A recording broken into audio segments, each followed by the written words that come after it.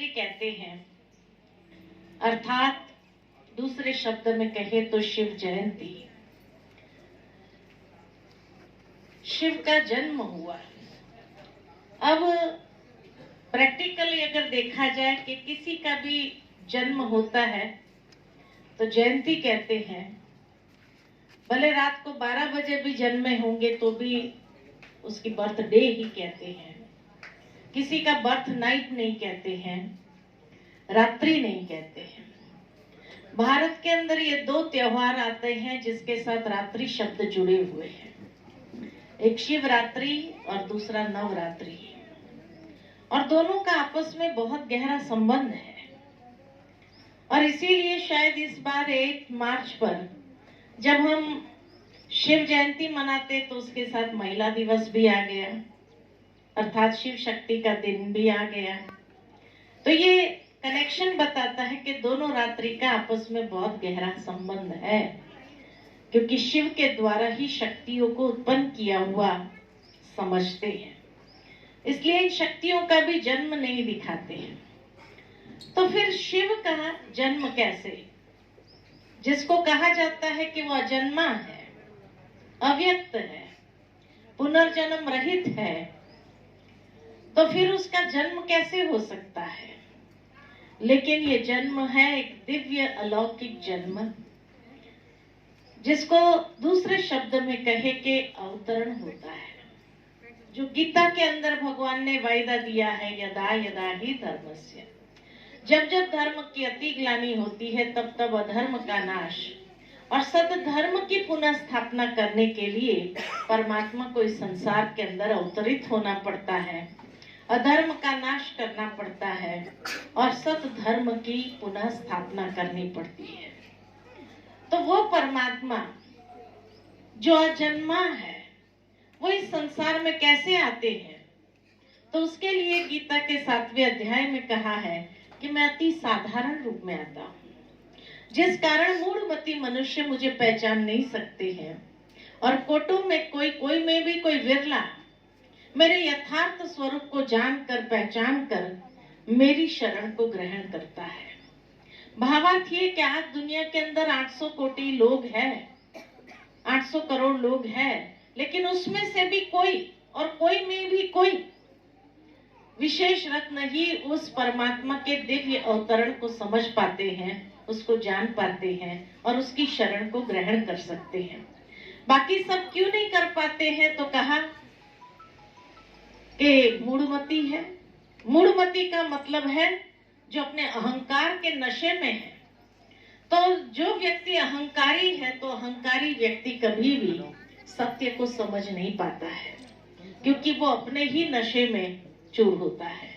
ठीक इसी तरह आज संसार के अंदर देखा जाए तो सबसे बड़ा अज्ञान यही है, जिसको कहा जाता है ego is the greatest ignorance in human life. मनुष्य जीवन में सबसे बड़ा अज्ञान अगर है तो वो है अहंकार। और इसी अज्ञानता का नाश करने के लिए ही तो ज्ञान सूर्य प्रकटता है इस संसार के अंदर। और जब ज्ञान सूर्य अर्थात ज्ञान माना समझ, तो समझ इस संसार के अंदर प्रवाहित होती है आध्यात्मिक ज्ञान के रूप में, तब मनुष्य जीवन में रहा हुआ ज्ञान वो सहजता से समाप्त होता है, मिट जाता है। तो इसलिए एक साधारण मनुष्य तन का आधार लेते हैं और आकर के संसार का परिवर्तन करते हैं। जिस परमात्मा को भारत के अंदर सदाशिव कहा, सदाशिव माना जो सदा कल्याण करने वाले हैं, और सदा कल्याण करते हुए अनेक आत्माओं का कल्याण करना, ये परमात्मा का दिव्य कर्तव्य है। तो वो परमात्मा जब आते हैं तो हर आत्मा का कल्याण करने के कारण ही उसको लोग पूछते हैं। आज भी चारों ओर अगर देखा जाए तो खाली मनुष्य शिव की पूजा कर रहे हैं ऐसा नहीं है, लेकिन देवी देवताओं ने भी जिसकी पूजा की। कहा जाता है रामेश्वरम में श्री राम जब जा रहे थे लंका युद्ध करने लिए, तो लंका युद्ध करने से पूर्व उन्होंने शिव की आराधना की। शिव को अपना आराध्य माना, पूजा की, उसके बाद रावण से युद्ध किया और विजयी हुए। ठीक इसी तरह महाभारत के युद्ध के पहले श्री कृष्ण ने भी शिव की पूजा की।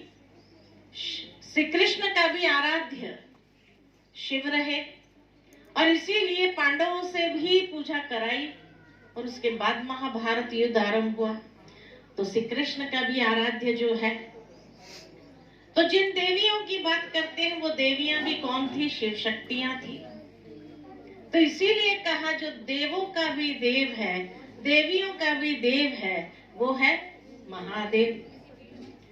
लेकिन यहाँ भारतवासी गलती जरूर कर देते हैं, जो शिव और शंकर दोनों को एक ही समझ लेते हैं, जहां दोनों का नाम अलग है शिव और शंकर, जहां दोनों का स्वरूप अलग है, एक है निराकार ज्योतिर्लिंगम, एक है आकारी देव पुरुष, जहां दोनों का ऑक्यूपेशन ही अलग है, एक है सदा कल्याण करने वाले भोलेनाथ और शंकर के लिए कहते हैं जब तीसरा नेत्र खुलता है तो महाविनाश प्रलय होता है।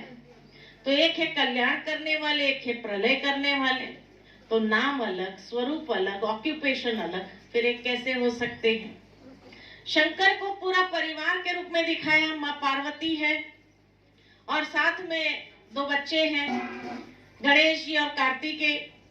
तो जहां पूरा परिवार मिलकर के शिव की आराधना करते, शंकर को हमेशा ध्यान मुद्रा में दिखाया।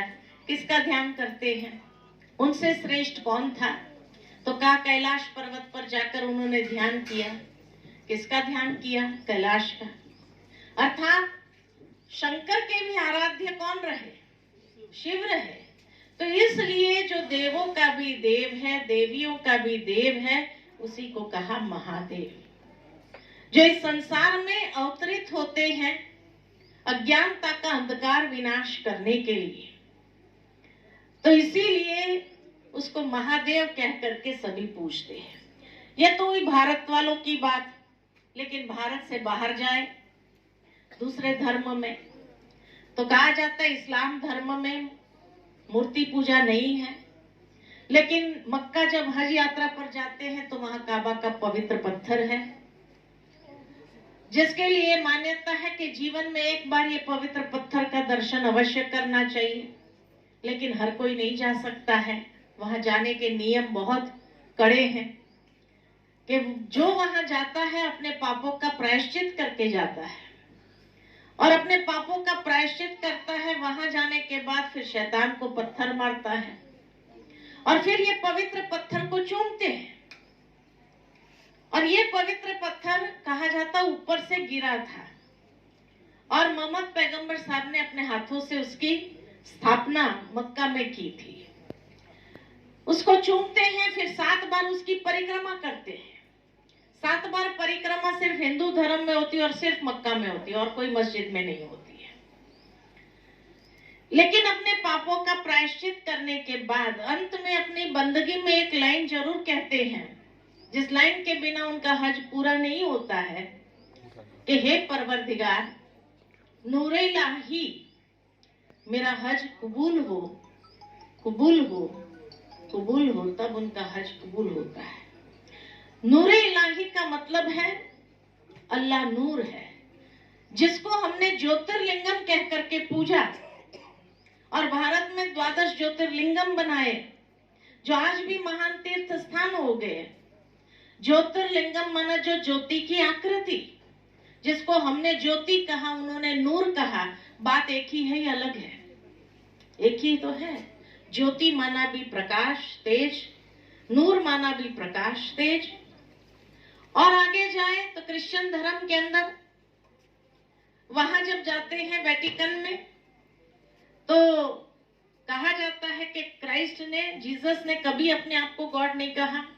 उसने हमेशा यही कहा, God is light, I am the son of God. इसीलिए वेटिकन के अंदर किसी व्यक्ति की प्रतिमा नहीं होती है, वहां भी अखंड ज्योति लाइट का ही सिंबल है, जिसको क्रिश्चियनों ने लाइट कहा, मुसलमानों ने नूर कहा, हिंदुओं ने ज्योति कहा। बात तो एक ही है ना, क्या अलग अलग है? एक ही है। और आगे जाए तो गुरु नानक देव ने कहा एक ओंकार निराकार निर्वैर सतनाम अकाल मूरत, जिसको काल कभी नहीं खा सकता है, जो निराकार है, अजोनी है, जो सच्चा नाम है, सच्चा सतनाम है, उसी को कहा गुरु नानक देव ने एक नूर कह करके उंगली ऊपर उठाई। और इसीलिए दिखाते कि गुरु गोविंद सिंह जी ने भी शिव की महिमा गाई थी। और आगे जाए तो महात्मा बुद्ध ने कभी किसी को मूर्ति पूजा की और प्रेरित नहीं किया, लेकिन वो भी ध्यान मुद्रा में बैठा है। किसका ध्यान कर रहे हैं? उनसे श्रेष्ठ कौन था? और ध्यान करने से क्या होगा? तो आज भी जापान चले जाओ, 3 फुट की ऊंचाई पर 3 फुट दूर बैठ के एक थाली के अंदर लाल पत्थर रखा जाता है शिवलिंग आकार का, जिसको वो कहते करनी का पवित्र पत्थर, जिसको नाम दिया चिंकोन शेकी, कि जिसका ध्यान करने से हमारा मन शांत हो जाता है, जो शांति का दाता है। तो उन्होंने भी निराकार को ही ध्यान किया, मन एकाग्र किया। और आगे जाए तो कहा जाता पारसी लोग जब ईरान से भारत आए थे तो जलती हुई जोत को लेकर आए थे। और आज भी उनके मंदिर को कहा जाता है द फायर टेम्पल, जहां अखंड ज्योत निरंतर जलती रहती है। तो हर धर्म वालों ने एक ही आकृति की ओर इशारा किया, जो निराकार है, जो तेजोमय है, जो नूर है, प्रकाश है, लाइट है, उसी की ओर इशारा किया। नाम भले अलग अलग दिया, किसी ने गॉड कहा, अल्लाह कहा, ईश्वर कहा, प्रभु कहा, मालिक कहा। साईं बाबा ने क्या कहा? सबका मालिक एक। साईं बाबा ने कभी अपने आप को भगवान नहीं कहा। जब सबने उसकी ओर इशारा किया, भारत के देवी देवताओं ने उसकी पूजा की, तो फिर हम राह भूले कहां से? क्यों भूल गए? इन लोगों ने जो सिखाया उस पर हम क्यों नहीं चल पाए? जब उन्होंने भी इशारा उनके तरफ किया कि आप उनको याद करो, वो आपको मुक्ति देंगे या आपको इस संसार के दुखों से मुक्त करेंगे, तो फिर हम राह भूले कहां से और आपस में क्यों लड़ने लगे? क्यों लड़ाई हो रही है? ईश्वर के नाम पर लड़ाई हो रही। आज कोई आपको चाचा कहे, मामा कहे, भाई कहे, पिताजी कहे, ताऊजी कहे, स्वरूप तो एक ही रहेगा या अलग अलग हो जाएगा? एक ही रहेगा। इसी तरह किसी ने गॉड कहा, अल्लाह कहा, ईश्वर कहा, प्रभु कहा, मालिक कहा, स्वरूप तो एक ही है।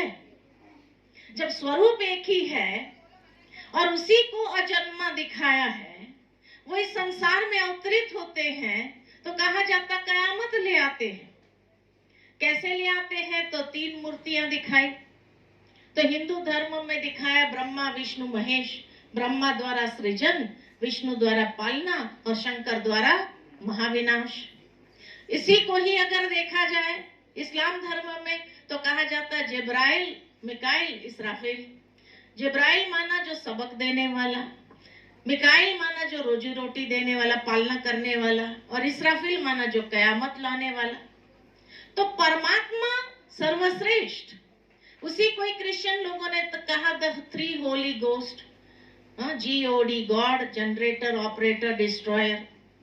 उसी को गुरु नानक देव ने कहा एक संसारी, एक भंडारी, एक लाए दीवान, है ना। तो हर धर्म में देखो ये दिखा है कि परमात्मा निराकार है, अजन्मा अकर्ता है, लेकिन वही करण करावनहार है जिसने ये 3 मूर्तियों के द्वारा अपना दिव्य कार्य कराया। ब्रह्मा द्वारा सृजन का कार्य, सबक देने का कार्य अर्थात ज्ञान सुनाने का कार्य, जनरेट करने का कार्य, संसार नया जनरेट करने का कार्य, फिर विष्णु द्वारा पालना का कार्य, तो कहा रोजी रोटी जिससे पालना होती है लोगों की, और जिसको कहा ऑपरेटर, भंडारी, एक संसारी, एक भंडारी, क्योंकि संसार में था, साधारण मनुष्य तन का जो आधार लिया वो संसारी था। इसीलिए गुरु नानक देव ने कहा एक संसारी, एक भंडारी, जो लोगों के भंडार को भरपूर करते हैं। कराने वाला परमात्मा है, लेकिन ये 3 मूर्तियों के द्वारा अपना कार्य कराते हैं, इसलिए ये 3 मूर्तियों का भी जन्म नहीं दिखाते, उनकी उत्पत्ति दिखाते हैं। तो परमात्मा का अवतरण, इन 3 देवताओं की उत्पत्ति, जिसके द्वारा कार्य कराया, इसलिए उनका भी जन्म नहीं है। और उनकी उत्पत्ति कहाँ से हुई तो दिखाते हैं, लाइट से हुई, प्रकाश से हुई, ओम से हुई। वहां से ही ये 3 देवताओं की उत्पत्ति होती है। तो इसलिए परमात्मा इस संसार में आकर के दिव्य अवतरण करते हैं, जिसको दिव्य जन्म कहा, और जिसके द्वारा अज्ञानता का अंधकार जो है उसका विनाश और सत्य ज्ञान का प्रकाश इस संसार में फैला करके हमारे अंदर का अज्ञानता जो अंधकार है उसको दूर करते हैं। और उसी के यादगार रूप में ये शिव जयंती साल का पहला त्योहार हम सभी मनाते हैं, क्योंकि परमात्मा आने के बाद ही फिर और त्योहार, चाहे होली हो, होली अर्थात रंग डालना, तो पहले होली जलाते हैं फिर मनाते हैं। जलाना माना अपने अंदर की बुराइयों को जलाओ और फिर खुशी के रंग से एक दूसरे को रंगो, अर्थात संग के रंग में आकर के इस संसार के अंदर भी खुशहाली का संग या रंग चारों ओर फैलाओ। उसके बाद और त्योहार आते हैं। ये परमात्मा ने आकर के जो दिव्य कार्य किए उसी के यादगार रूप में मनाए गए। तो इसलिए इस शिव जयंती के बहुत गुह्य रहस्य को हम सभी को समझते हुए अपने जीवन के अंदर इस ज्ञान के प्रकाश को फैलाना है, और फैलाते हुए हमें क्या करना है, अपने जीवन को भी धन्य बनाना है, ताकि हमें अफसोस न हो। नहीं तो ऐसा न हो समय बीत जाए, उसके बाद आत्म जागृति हो, अरे ये ब्रह्मा कुमारियां बहनें कहती थी परमात्मा आ गया, लेकिन हमने तो समझा ही नहीं था, वो चला जाए, उसके बाद पश्चाताप न करना पड़े, अफसोस न करना पड़े कि हमने तो कुछ पाया ही नहीं जीवन में। तो इसीलिए ये त्योहार मनाना माना ही आत्म जागृति लाना और अपने जीवन को परिवर्तन करना। ये परमात्मा का दिव्य संदेश है, हम सबके लिए परिवर्तन करके श्रेष्ठ प्राप्ति के अधिकारी बनना है। इन्हीं शब्दों के साथ मैं वाणी को विराम देती हूँ। ओम शांति।